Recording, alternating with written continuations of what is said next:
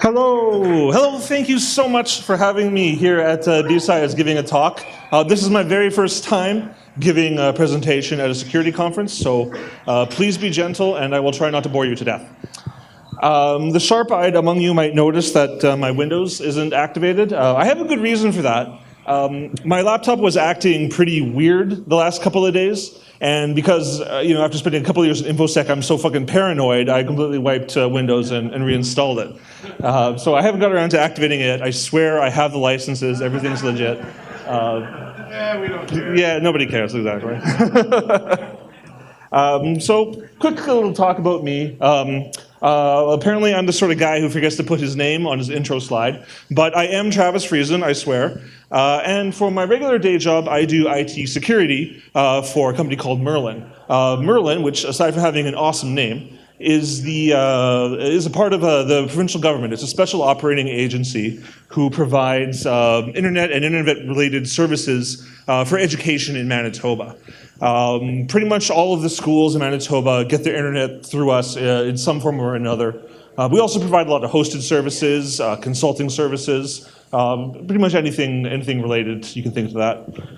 In that capacity, I wear pretty much every single InfoSec hat imaginable. I do pen testing, red teaming, policy, forensics, the whole business. So it's a lot of fun.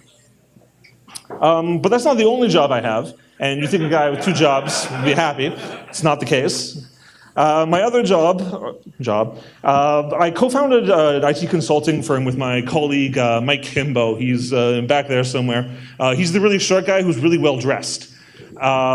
He's giving a talk tomorrow on Amazon Web Services and security related topics. I don't exactly know what it's about. Whenever he opens his mouth, my eyes kind of glaze over, and all I really hear is something, something, something Amazon. But he's a really smart guy, so I'm sure it's a good talk, and he'll educate us. So Flying Fortress IT is the name of our little company. We offer cloud and InfoSec expertise primarily towards small and medium businesses. We're trying to help bridge kind of a skills gap that smaller organizations have, where they frequently could benefit from having a cloud expert or a security expert on staff, but they can't afford to pay one full-time. And we try to help them address their needs in that regard. So this talk, as you've probably put together, is primarily about NTLM relaying. I am going to segue a little bit here and there, talk about some man-in-the-middle stuff, and some hashing and stuff like that.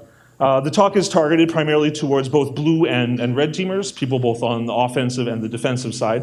I'm going to talk about some of the tools for exploit and the techniques for defense towards the end. To any experienced pen testers out there, or Ron Bowes, this will all be old hat, but hopefully there's still something new in it for you. The talk is fairly technical, and I'll probably make some mistakes along the way, so feel free to point those out at the end and call me stupid, I don't mind.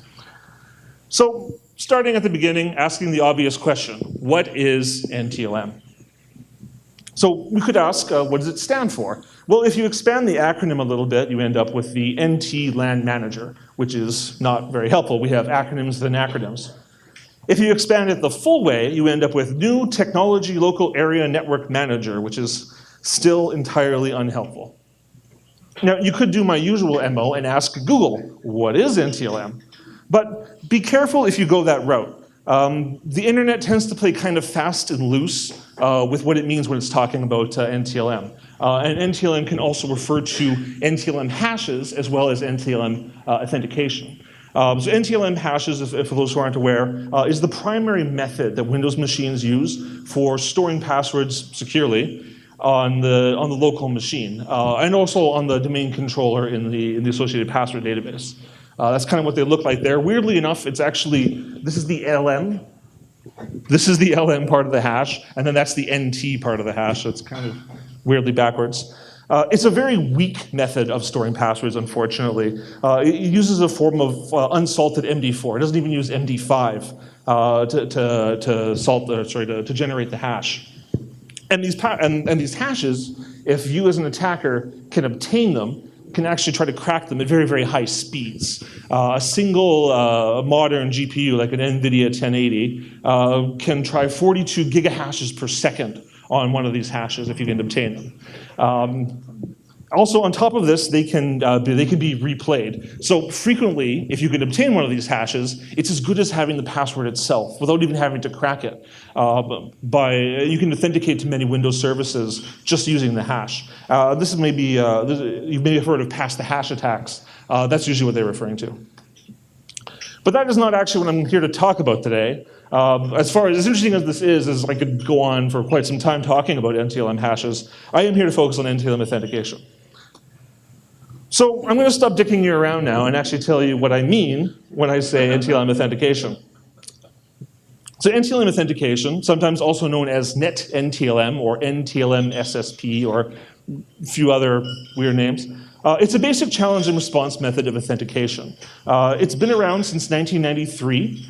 It was upgraded to NTLM version 2 with the introduction of Windows NT 4.0, which included some security improvements. It was ultimately deprecated by Kerberos in 2000.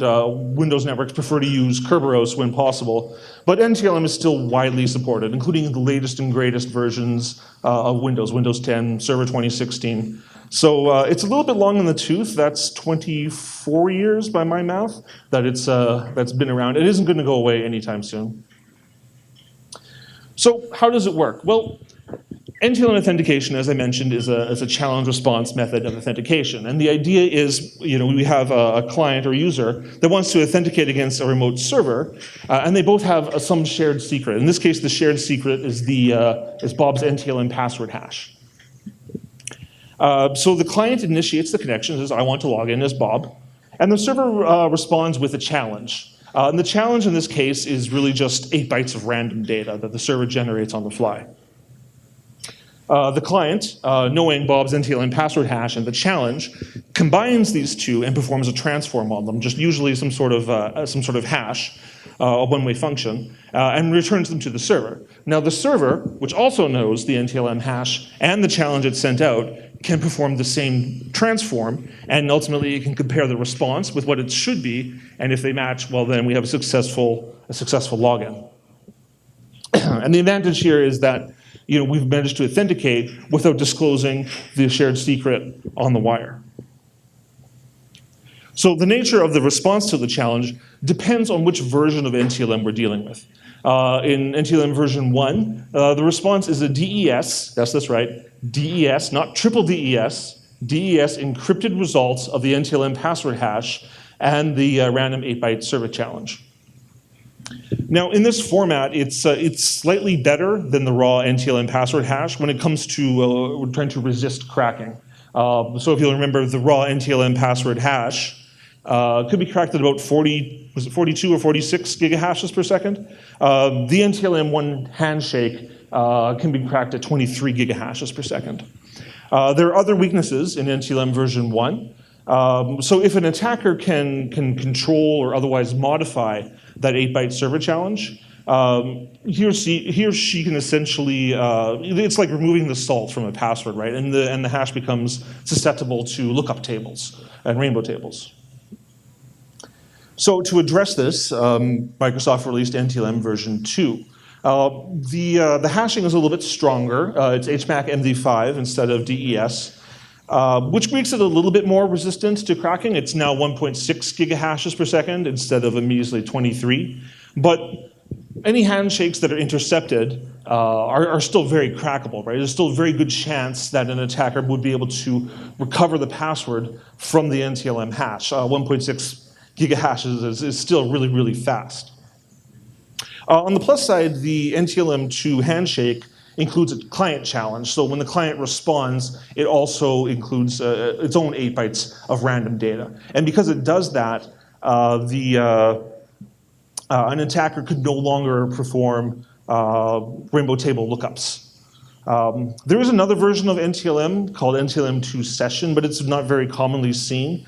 It was ultimately an attempt to backport some of NTLM2's crypto features back to NTLM1 to try to solve some of these problems like the challenge, response, and rainbow table issue. But you don't see it very often because generally if two computers support NTLM2 Session, they also support NTLM version 2 and will prefer that.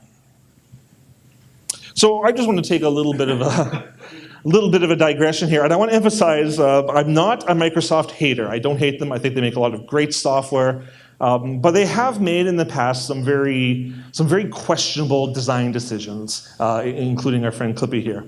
And some of these decisions have had serious consequences from a security perspective for many, many years, and because of Microsoft's adherence to the need for backwards compatibility, are likely to continue to have ramifications for the next 10 or more years. So I've kind of illustrated how NTLM authentication works. I'm not going to kind of drop a scenario about how we can break it, how we can mess with it or abuse it in order to gain login. So in this scenario, we have an attacker here, and you know he's an attacker because he's got a big red skull on him. We have this attacker here has managed to intercept the login attempt from between Bob's computer and the server. So Bob initiates a login attempt, and the attacker intercepts this, and initiates its own login session to the server with the same user ID. So now the server thinks it's authenticating to Bob, but really it's authenticating to the attacker. So the server generates a challenge, just as before, and passes it to the attacker, and the attacker passes that exact same challenge back to Bob's computer. Bob's computer responds to this because it knows Bob's password hash. It responds to this, sends it to the attacker, and then the attacker in turn forwards on this exact same response to the server. And because this response is exactly what the server would expect for the given challenge, we have a successful login, despite the fact that our attacker doesn't even know the password hash. Now the crux of the problem here, for anybody who's interested in designing authentication protocols in the future, the crux of the problem here is that while the server authenticates the client does nothing to authenticate the server. This is a part of the problem with HTTP and HTTPS, right? And this is why we have, or part of the reason anyway, we have public key cryptography and certificate authorities and chains of trust and that sort of thing. So I'm going to take another quick digression here, and this is partly because when I was starting out in InfoSec, I was under the impression that man-in-the-middle attacks were very difficult to pull off, very, very rare. I thought at the time that you had to compromise a switch or a router or something like that in order to perform man-in-the-middle. But I've since come to realize just how easy it is to make these happen. Some of these techniques here, and there's a lot of different techniques for doing it, are very reliable, like ARP poisoning and DNS spoofing and that sort of thing. Especially if you can get onto the same network segment as your target victim. So if you are someone who's fairly new to InfoSec and you've never had a chance to do so, pull open something like Kane Enable or Ettercap, play around with it, have some fun. It'll kind of open your eyes and show you just how prevalent most networks are to these techniques. However, strictly speaking, you don't even need to use a man-in-the-middle connection in order to hijack an NTLM authentication attempt. In fact, the attacker can use any inbound connection to him or herself to kind of initiate the NTLM handshake and then hand it off to authenticate against a server. For instance, if you've compromised another machine on the network already, you can use that to generate new authentication attempts against your listening device and use that to authenticate against other servers. One of the best ways to do this is, for instance, through a watering hole attack. So if you can compromise a corporate website, an internal website, so that it includes a reference to a resource on your listening machine, then any client who goes to that website will try to get the resource from the attacking machine, which can lead to an NTLM authentication attempt. You can also leverage a great little tool called Responder to respond to name resolution broadcasts. Responder is a great tool. Should be in the toolkit of any red teamer or penetration tester. But basically, when a DNS lookup fails on an internal network, most Windows machines will perform a multicast lookup for anybody on the network. So you're on your network and you try to go to a file server or whatever, but it's not in your internal DNS. Your client or your machine will use one of these protocols, LLMNR, multicast DNS, or MBTNS, to try to find that machine on the network without the help of your internal DNS. The The advantage here comes in that these are multicasted, not broadcasted, but multicasted to many machines on the network. And what happens if we, as an attacker, start responding to them? And we say, hey, you want to connect to file server? Sure, I'll be file server. You can connect to me. And that's where this tool comes into play. Pardon me. Responder, as I mentioned, great Python tool, like Cane Enable, spent some time playing with it. The very first time I spun it up on our internal network, I managed to get domain admin credentials in about 2 minutes. So that was a bit of an eye-opener for us. We discovered there was a script that had been improperly configured and was spraying domain admin credentials around our network. So even if you're just, this is before my time. So even if you're interested in only defending your network, firing up this tool can be really insightful, that there might be something misconfigured on your network that somebody could exploit. So I'm going to give a brief little demo, sort of, about some of what I've been talking about so far. Now, I'm not so conceited as to think I should tempt the demo gods by giving an actual demo on my very first security conference presentation. So all I've done really is take some screenshots that I'll kind of walk you through. I apologize if these are not so easy to see for the people in the back. When I made up these slides, in my mind's eye, the projector was about twice as big, because apparently I've never been to the King's Head before. So, but anyway, so our scenario is that an attacker has somehow gotten onto a particular network. So for instance, maybe they've plugged a laptop into an open Ethernet port and the organization doesn't have proper port security. Or maybe they've got onto the wireless, right? Two very realistic and common scenarios. So we fire up Responder, it starts up, it dumps a bunch of diagnostic information that we don't really care about, and ultimately just sits there waiting, listening for events. So along comes Joe User. And Joe User wants to visit SharePoint. But he maybe hasn't had his coffee that morning and he fat fingers it and types in SharePoint instead of SharePoint, right? So SharePoint not being in the internal DNS, pardon me. SharePoint not being in the internal DNS, the lookup fails, and now his machine attempts to do a multicast name resolution using, in this case, LLMNR. Our listener hears this particular request and responds to it. Say, sure, I'll be SharePoint. You can connect to me, no problem. And sure enough, Joe User, in this case apparently his name is T. Friesen, Joe User's computer, I don't know who that is, connects in, authenticates, there's the server challenge, the client challenge, which I've kind of blocked out, and then the resulting actual NTLM authentication hash. Now I, as an attacker, can take this hash and use it to try to crack this user's password.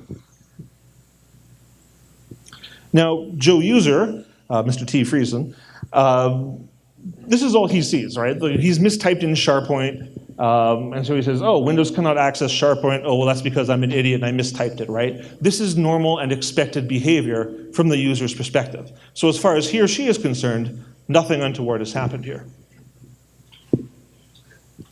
So if instead of just capturing the hashes, I want to perform a proper relay attack, I need to leverage other tools. NTLM Relay App is probably one of the better ones available. So I fire up NTLM Relay X on my listening machine, and in this case, I'm going to attack the LDAP service on the domain controller. I've blotted out the domain controller because you don't need to know that, and I didn't have enough time to actually set up a proper testing environment, but we'll just move on. So it sets up the SMB server, HTTP server, listens for connections, and goes on from there. So same thing as before, Joe User, fat fingers SharePoint, our responder sees it, responds to it, says, hey, sure, I'm SharePoint.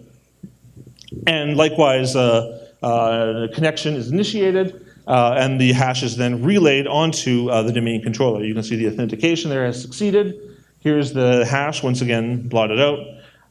But thankfully, for our theoretical victim organization, the domain user in question is not a domain admin. If it had been a domain admin, this tool will automatically create a new domain admin account with a known password, which the attacker can then use to have domain admin.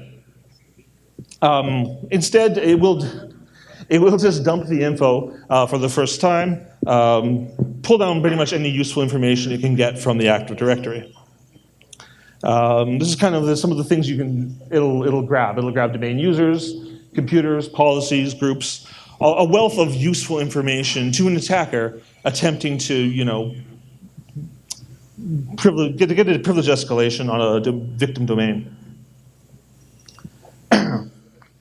So now that I've done the fun stuff, I'm going to give some history lessons here. The issue with NTLM was first identified in 1996 by a fellow named Dominique Brzezinski. Unfortunately, this paper, is kind of landmark as it was, has been lost to time and bit rot, and to the best of my knowledge is no longer available anywhere on the internet. Partly in response to this, it's no coincidence that Microsoft released NTLM version 2 in 1996 as part of its Windows NT 4.0 operating system.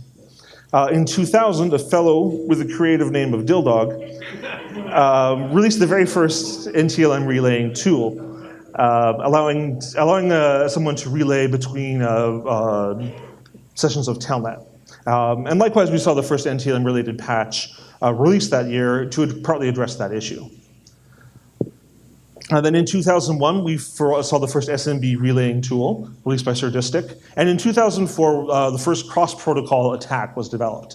I've kind of hinted at this without outright saying this, but one of the nice things about NTLM relaying is it's a cross-protocol attack. So if somebody is trying to authenticate over SMB, and I can intercept that, I can then turn around and use that NTLM authentication attempt against, say, an LDAP service or HTTP or something else like that. In 2008 was kind of a banner year for NTLM relaying. We saw a lot of new tools, a lot of patches were released. Most significantly, MS-08-068, where Microsoft it patched NTLM authentication over SMB so that you can no longer do reflective attacks. That is, you can no longer authenticate back to the same host that was originally, it really initiated the connection. This kind of prevented a very trivial privilege escalation that could be used otherwise. NTLM authentication supports a large number of protocols, or rather I should say a large number of protocols support NTLM authentication, because NTLM authentication is almost more of a framework, a method for authentication, rather than a protocol in itself. And how these protocols wrap the NTLM authentication will vary from protocol to protocol. So for instance, in HTTP, the NTLM authentication is initiated as part of the GET request, whereas in SMB, it's part of the ANDX session setup. So this kind of gives you a little bit of information about what sort of tools are currently available and what sort of mitigations are in place from one protocol to another. What I find most interesting about this chart is just how much white space there is on it. There is actually a lot of unexplored areas for NTLM relaying. So if there are any, young InfoSec researchers in the audience, perhaps looking to make a name for themselves, there are a lot of opportunities here for new tools and techniques. So I'm going to go through some of these services and just kind of highlight what I think are some of the most interesting ones. And I'm going to put them in order from least interesting to most interesting. Least interesting, while still being fairly interesting, is FTP and Telnet. The reason these aren't so interesting is that they're not very common anymore, right? FTP servers you'll see, but Telnet, particularly on a Windows server, is pretty uncommon. Nobody really uses Telnet to control their Windows machines anymore. In general, I think these are also disabled by default and have to be explicitly enabled by an administrator for them to support NTLM authentication. Internal FTP servers can contain all sorts of interesting information, of course. The best thing I've ever found on a client's internal FTP server was a blank check in a PDF form, where if an attacker got a hold of that, they could have had a lot of fun with that one for sure. The next most interesting thing, in my opinion, is IMAP. IMAP supporting NTLM authentication is not very common. I believe it's disabled by default and was really only included in a fairly narrow version, or narrow selection of Windows Server versions, but I can't back that up, unfortunately. But if you are able to find, as an attacker, an IMAP service which supports NTLM authentication, you can use that to download all the emails of a particular user. Now, of course, if you can get somebody's emails since the dawn of time, what are the odds that that user has at least one email with a password in it, right? Like, we tell users not to do that, but sure enough, it happens, and I know this because maybe I've done that once or twice myself. Change those passwords. I've always changed those passwords, but maybe the user that you found hasn't necessarily changed their password. And not just passwords, right? There's all sorts of useful, interesting information in somebody's emails, potentially config files or even certificates. I was working with one organization right around the same time their wildcard certificate was up for renewal. So in order to help disseminate the certificate to all the appropriate servers and services, one of the techs generated the new certificate and emailed the public key and the private key as an attachment to the email. And they included the passphrase for the private key in the body of the email. So that was quite the moment. To this fellow's credit, as soon as I pointed out what he had done, he immediately realized his mistake and revoked that certificate altogether. But that is the sort of thing you will frequently find in small IT shops. The next most interesting, I think, is SMB. Now, SMB is kind of the classic NTLM relaying target. It's kind of one of the most documented. It has the widest tool support, and for good reason, partly because of its ubiquity. Pretty much every Windows machine that's on a domain accepts NTLM over SMB, and pretty much every Windows machine is listening on port 445 at least when it's on a domain. And of course, for anyone who's done any pen testing out there, you'll be familiar with ps-exec, which allows you to run arbitrary commands on a target machine over SMB, at least if you have the administrative credentials for that machine. Even more interesting than that, I think, is LDAP. And I kind of demonstrated what LDAP can do during my little demo. My experience has been very common. Pretty much every Windows domain is running LDAP somewhere. And if the relay credentials are for an admin, as I've mentioned, you can make a new domain admin, which you now know the password for, and have domain admin. But even if you don't, you can, of course, get, as I saw, a list of users, machines, groups, that sort of thing. And if an organization is using LAPS, Microsoft's solution for managing local admin passwords, if they're using LAPS, you can actually download the whole list of administrative passwords for all the machines. Now you have local admin everywhere. Even more interesting than that, I think, is RDP. RDP supports NTLM authentication, frequently enabled. It's not very commonly exploited, partly because there's not really any tools currently existent that will exploit RDP for you automatically.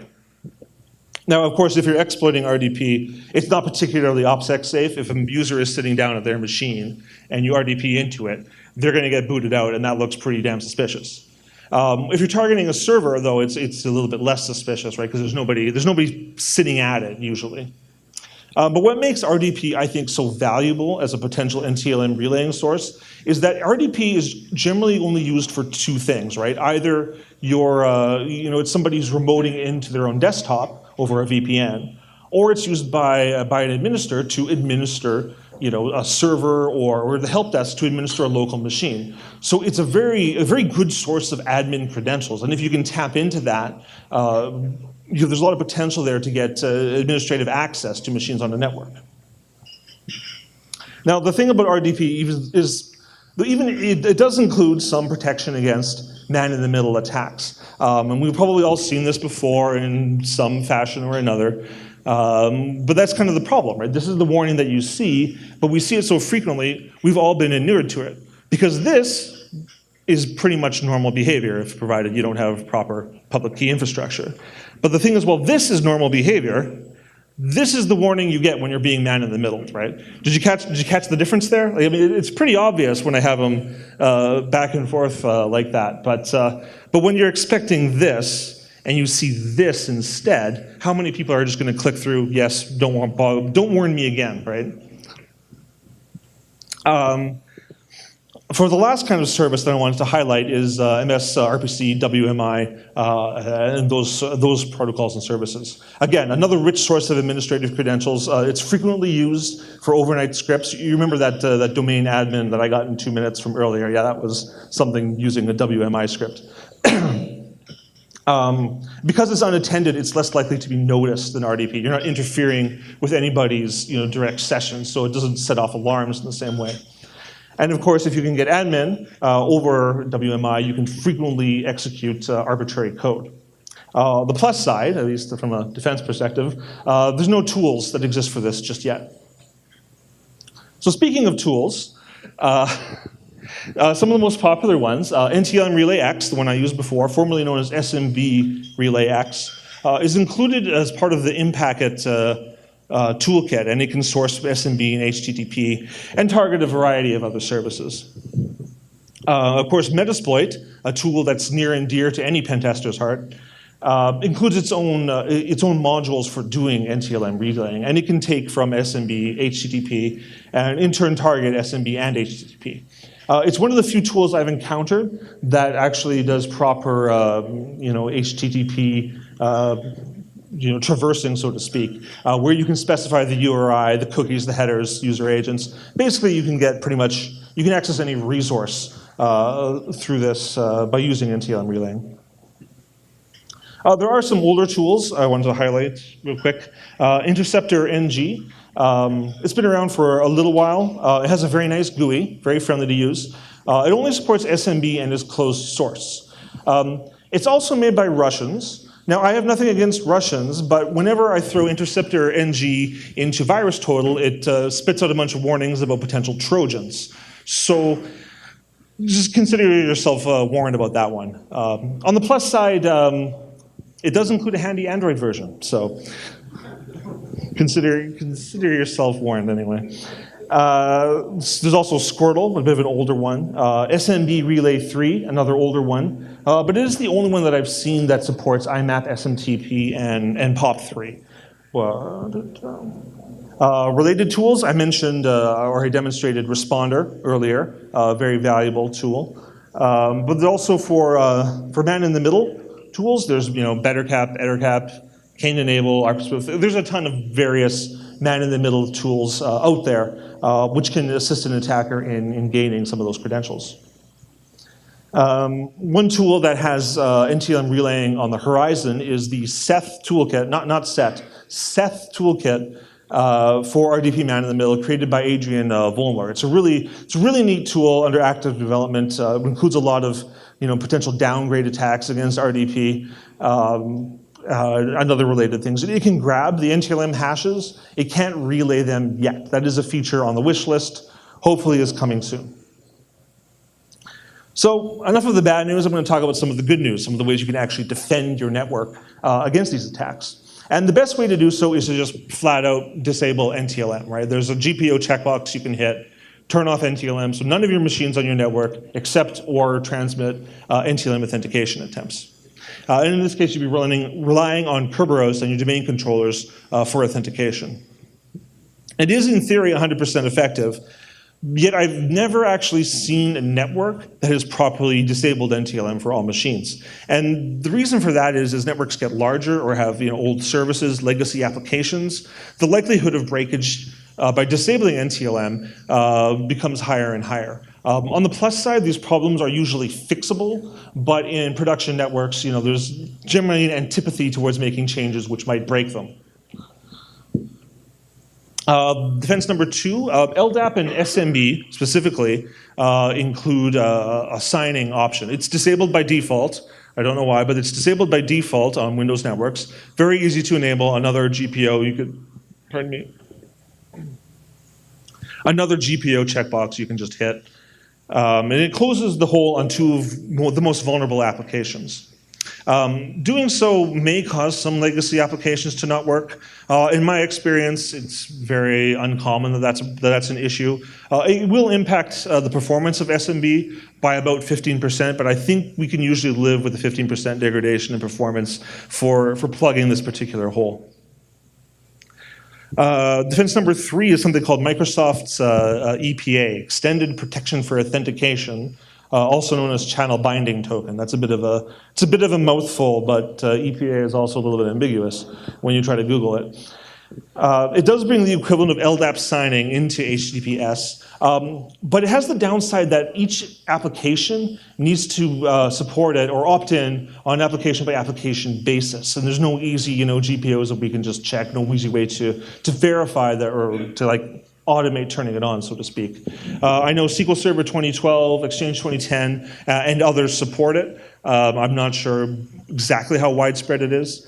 And part of the downside is that it has to be also enabled on clients through registry keys. Again, there's no convenient checkbox GPOs. On top of that, it requires support of the browser accessing the resource.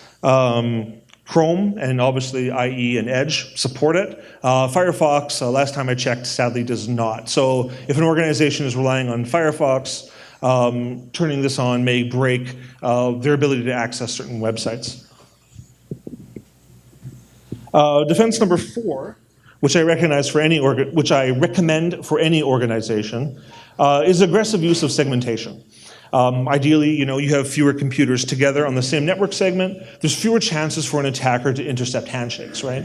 So if Kyle clicks on links from accounting, has his computer infected, there's no easy way for him to intercept a privileged user's NTLM handshake if all of your admins and techs are on a completely separate network segment in VLAN, right?